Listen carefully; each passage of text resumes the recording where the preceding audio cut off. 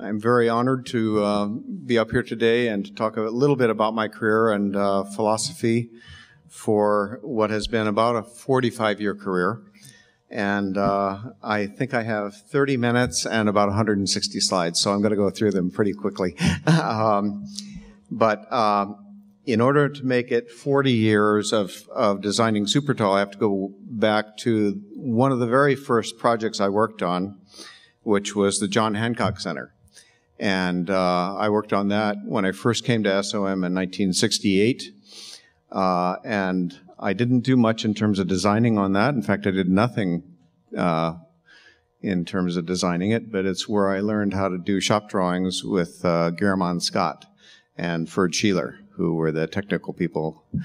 Ferd Sheeler was technical coordinator on that project. And it was a great experience because it was a very exciting project, iconic at the time, and is still iconic. And when you start getting a building like that into your blood, it somehow sticks with you, and it becomes something that you aspire to be a part of in the future. So I think that that's really what kept me going in terms of a pursuit of tallness, and that process was really one of an evolution. I'm going to push. There we go. So I worked on the basement of this building as well. That was my role. So a very humble beginnings in terms of this building. I'm going to move quickly to 1981, when I became a partner at Skidmore, Merrill, a design partner. And one of my first projects there was a little one-room bank called Banco de Occidente. And prior to this, I had some experience working with Ricardo Legarreta, and he introduced me to Luis Bergon. And we had a wonderful brunch at Luis Bergon's house where he had nuns coming in with these angel wing pastries, and it was just delightful. But the whole experience taught me about contextualism. And so that formed the kind of work that I would do in the near future, in fact, for the rest of my life. He taught us about how vernacular architecture was important, how to design for the culture and the place and the orientation and the site and the neighborhood was all an important idea to continue the sort of regionalism and the character of and sense of a place. And so Banco de Occidente came out of that. Also in Chicago, it's not exactly super tall. I don't think it's 60 stories. That wouldn't classify as super tall, but it's one of the taller mixed-use buildings in Chicago, the Olympia Center, which is 23 stories of office and roughly 40 stories of residential. And I worked with Faz Khan on this. And during this time, I remember Len Beadle coming into the office and Faz Khan and talking about how to get the Council on Tall Buildings going. And then shortly after that, the United Gulf Bank in Manama, Bahrain, again with Skidmore, Merrill. This building was very regional in terms of its relationship to the environment, a very thick skin facing south and west and east, and innovative approach to how we bring light into the building and how we shield light and shield the heat from the strong sun in Bahrain with the glass absorbing fins and the reflective panels that throw light back into the ceiling, both in the arcade, which you see here, and in the typical window wall, which was in section doing this, and the reflection bringing the light up into a cove, which then brings it back down into the work surface. So it really maximizes the use of natural light in the space.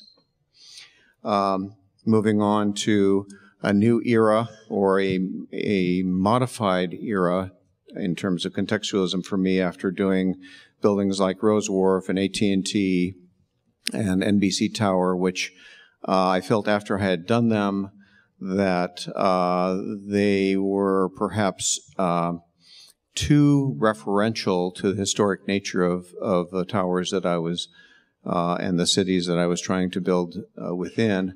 And 10 Ludgate Place was really a transition time for me, where I thought, okay, the element of time needs to be incorporated into the building design itself, so that the buildings are using the latest technologies and innovating as much as we could with not only the skin systems, but with all the building systems. And so 10 Ludgate, which was built over railroad tracks, almost completely over railroad tracks, and in an area where we actually were required to use a stone facade. I hung the stone on this building like a curtain wall, instead of plastering the spandrels and columns with granite. And so the tectonics of the exterior wall, both related to the industrial character of the industrial age of Britain, but also created a new sort of dynamic for that area of the city.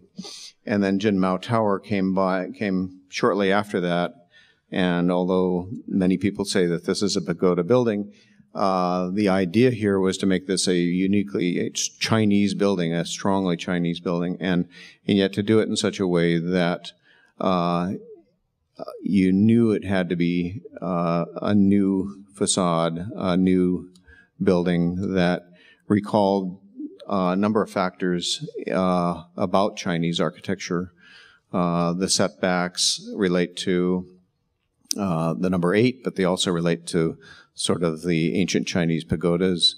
The skin relates to the sort of bamboo scaffolding, but done in stainless steel and aluminum at the time. And the idea was not to do a glass building here, but to do a metal building that felt like, my partner Gordon Gill said it when he saw it first, he says, this is like a full metal jacket, you know, and it actually is. And of course the metal jacket helps to shade the glass and gives it a very strong sense of depth, and does some wonderful things when light hits it. The structure of this is a continuous tube structure for the core, concrete tube with 8 massive super columns and 8 very small columns on the corners. But the tube itself hollows out when it gets to the hotel, and these balconies or this walkway system is all cantilevered in from the tube to create circulation for the hotel. And then I'm going to go through a series of other projects that I worked on that have an influence to some of the work we do today, but were never built. I think some of these things are always very exciting to see. Xiamen Post and Telecommunications actually was under construction. They got as far as grade, and then I think that some of the political structure in Xiamen was arrested and the project stopped. But this was a project that was 60 stories, that circular, but had 3-story gardens spiraling up through the tower. The spiral came from the idea of a sine curve for communications, since this was the Post and Telecommunications Tower. We also experimented with pulling the elevators out from the core and doing an express system to local elevators and expressing that on the outside, so that we have a shuttle system going to an up-down elevator system that hangs on the exterior of the wall. And then this is another project in London that is built over the railroad tracks, another one at SOM that I was the partner in charge on this project partner in charge of design. And in fact, this one goes back to 1987. And I worked on 5 different schemes for basically the same client through a 17-year history until one finally stuck and got built. That's the nature of the site. So that little piece of land on the right is one edge, and then there's another piece of land like that on the left off the screen that helps to support the building, and the caissons come someplace in between those tracks, wherever they can find some space to put the caissons to support the building. In large part, the aesthetic of the building, again, harkens back to the nature of the site and the sort of tracing through of what's below it into the tower itself.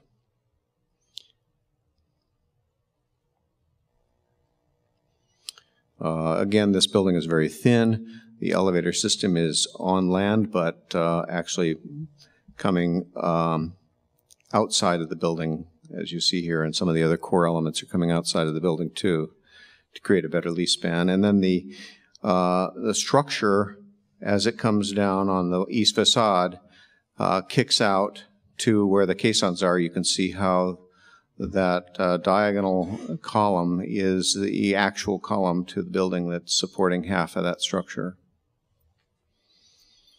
And the elevator system was a double-deck elevator system, the first one, I believe, used in England at the time. Because we had no place we could put pits for the elevators, the elevator pits were actually on grade, and you had to take escalators to either the first cab or higher elevators to the second cab. So we created this sort of glass waterfall to create an interesting feature in the lobby. This was the atrium to the lower building. This was an important project, 7 South Dearborn here in Chicago, that I designed. Bill Baker was the structural engineering partner at SOM on this project, and we learned some very interesting things on this building. It was meant to be 2,000 foot tall, and the notches that you see in this model photograph were not originally there. We started looking at a building that telescoped, as you can sort of see in this wind tunnel test. And this telescoping building went all the way through the preliminary wind tunnel test studies. And then we were talking about how do we express this building to be a more uniquely Chicago structure. And with the identity of Sears Tower and its tubes, and with Hancock and its diagonal bracing, we thought that it would be appropriate that here, where we truly are cantilevering out the slabs and the tapered beams on the top 75 stories of this building, it would be great to express that. So we did, and then when we did the wind tunnel test, found that these notches, quite by accident, I believe, were very beneficial for the structure itself and how they helped to reduce the vortex action on the building by creating these notches where wind was moving past the building without having to go around it as fast and breaking up the vortices on the building. So Bill said that this ended up saving, I think it was something like 5 to 10% of the structural cost of the building. It may have been more had it gone ahead. Moving then to China, after Jin Mao, we completed the Nanjing Greenland Financial Center. This was also at SOM, and the idea here was to take the rivers in China and create the river within the building as a notch, and to create 2 dragons wrapping around the core in the skin design, and then expressing the differential on this with different orientations of the glass, so that on one piece it would be reflecting in a certain way, the other piece would reflect in a different way and be darker and lighter depending on the solar conditions. And there you see a little more of a detail of the skin. And then the Trump Tower in Chicago started actually in 1999 when Abe Gibran from, not Abe Gibran, but he was a Bears coach, I think it was, but his first name was Abe, came to Chicago and was searching for an architect and looking at sites for Donald, and came and interviewed us, and we did some schemes for him, but we never got back to us. And then 2 years later, I saw he had entered into a joint venture with the Sun-Times to build a tower on that site. So I called him up and said, we had some great ideas. Can we come by and show them to you? And he said yes. And so we hurried up and did some ideas and showed him 3 schemes for a 2,000-foot tall tower. And he said he liked one of them, so we went back and developed that. And one of the schemes, we actually then presented, we were just about ready to present the refinements of those schemes on 9/11 on that morning. And this was one of them, actually. This was 2,000-foot tall tower. This is what it almost was. And the 9/11, after that, Donald called up and said, about a week later, he says, Adrian, I don't want to be 2,000 feet tall anymore. I don't want to be a target. Let's make it around 1,000 feet or so. And so after working for the next couple of years or so, we got it up to 1,150 and plus spire. So a few images of that.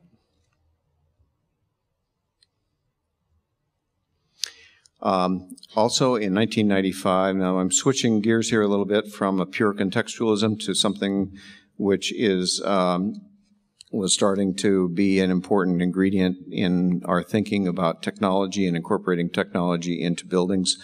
The Samsung Toga project came about, and I think it was in the 1995 era, where I was starting to play with double walls and starting to see what we could incorporate into the buildings at that time that would actually create power. And we were just beginning to talk about zero energy buildings, and this was the first scheme for the Samsung Toga project, which you can see in this at about third points. You see these ledges coming out. Those ledges were meant to capture wind coming down from the tower and drive them into wind turbines, which would then generate power from that. Also, the double wall had the idea of doing shading devices, which would also be photovoltaic cells.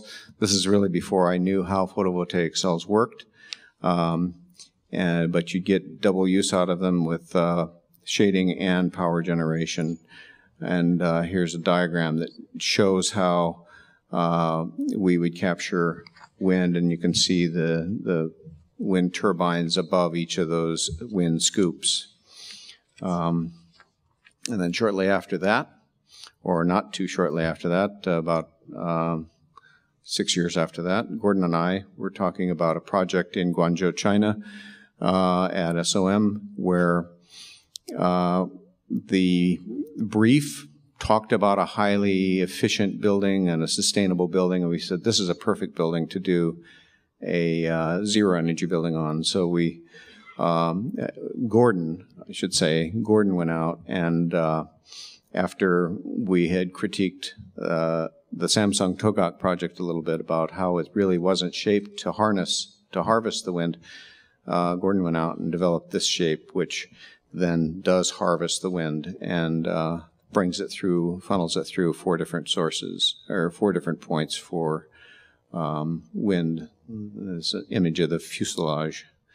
And then growing on that, evolving from that, was a tower in Shenzhen that we looked at about how, okay, if the wind is coming from more than one direction, how do we harness the wind from multiple directions? So we did this triangular scheme with the idea of turbines on the corners. And then when we started our own company, Adrian Smith plus Gill, we our first effort was to do this project as a research project. And we picked a site and talked to the owner about it, and almost got there. But it's called Clean Tech Tower, and the idea here was to We knew that wind around the corners of the buildings, it goes faster around the corners, and so we wanted to harness that and build in turbines and integrate them into the facade and integrate them into the top of the building as well. And then carrying on that idea into Dubai with Moras Tower.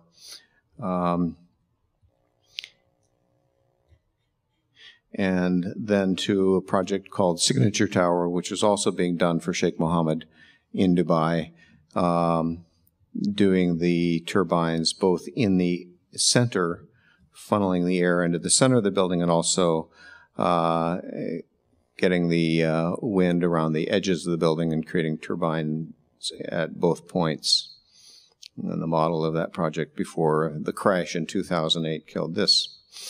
Moving on to current day, Willis Tower. We renovated, we were asked to do a scheme for renovating Sears Tower, Willis Tower, to make it more energy efficient, but also to look at a series of existing foundations for Willis Tower that happen on the southwest corner of the site that were built there for hotel. And so we developed this design for a 50-story hotel, again integrating wind turbines into the corner of the building and sky gardens and naturally lit atriums for the building, green roofs, etc. Wuhan Greenland Center is a new project that we won about 6 months ago. It's 606 meters today. It may grow later, but we're in the middle of design development, and this project started out with turbines, but the client doesn't want to pay for the turbines, so these become vents for helping to shed the vortices, although the shape does most of that in this building. If any of you were in Seoul, Korea, I did a talk on the evolution of an idea. Basically, that idea was the tripartite building, the three-wing building, and I started with Mises' Friedrichstrasse Tower that he proposed in 1921, and from that came Shipwright and Heinrich's Lake Point Tower, although they said it's not a direct derivative, and I know that it wasn't because at one time that was a four-winged building. But Tower Palace 3 that we did at SOM for Tower Palace 3 was a derivative of it, and then at that moment when we did the competition for this tower, this was a 92-story tower, and the three wings were much more distinctive than the tower ended up being at 73 stories. But from that, Kingdom Tower was developed using a very similar structural design, although much more robust and obviously a little different because it's a tower that's 2.5 times taller than Tower Palace 3. And Bill Baker was the partner of this. Ahmad Abdel-Razak was the conceptual designer at SOM Structural during the competition phase, and along with Bill, and had a lot to do with this because he ended up going to Samsung and helping to build it. Some images of this tower. It's hard to believe that some of those other buildings are 70 and 80 stories. Looking at that skyline. And one of the key features here from a sustainability point of view are the 3 pavilions, entrance pavilions, where these are all double wall, clear glass pieces that have shading devices within the interstitial space. So that one could control the quality of light in these lobby pieces at their will. And this is the office lobby, the shot of the office lobby, the roof like a boat, And the plinth sculpture that Esfethio and Nada Andrik selected after I left. A very fitting piece in that space. And this is the stairwell supported by stainless steel rods on the top 3 floors of the building in Mohammed Alabar's space, the chairman's suite and the majlis and the conference rooms that I worked on with both Nada and Bill. And the terraces at the top and the building coming out of the clouds. From that, go to Wolf Point Tower, which is a hypothetical project that we did. That's a 1 kilometer tower on Wolf Point site, which I think Chicago is really due for a very tall building now, don't you guys? Whether it's this design or not. And we played with the exterior wall using both a reflective glass and a dichroic glass so that it would bring color back into the building design. And then the current building is Kingdom Tower that we're in working drawings on. We have foundations drawings virtually complete. We've got a foundation permit, and we're waiting for a fire and life safety permit. And we hope to start construction January 2nd or 3rd. This is a photograph of the model that's about 10 feet tall. And it's a mixed use of office, hotel, service apartments, boutique office, and a new element at the top called a Sky Palace, which occupies the top 5 or 6 floors. Some renderings of the tower sitting out there on a peninsula, sort of like Wolf Point, and with a man-made lake wrapping around it, but it's very close to the Red Sea, and almost like it's a better site than the Red Sea in a way. With entrance canopies, 3 entries to the building. It's a very strong takeoff on the organization of Burj Khalifa, but done in a much more streamlined fashion. And we were able here to afford a sloped, pointed building where every floor is setting back a few inches rather than a few setbacks that exist on Burj Khalifa. And this was our answer to the question of could we have a helipad on the building? And halfway through the design, we designed this, and then once we finished designing this, we presented it to them, and they liked it very much. And then we started talking to helicopter pilots and operators, and they said, you know, this is pretty tricky to land on, especially with the winds up there.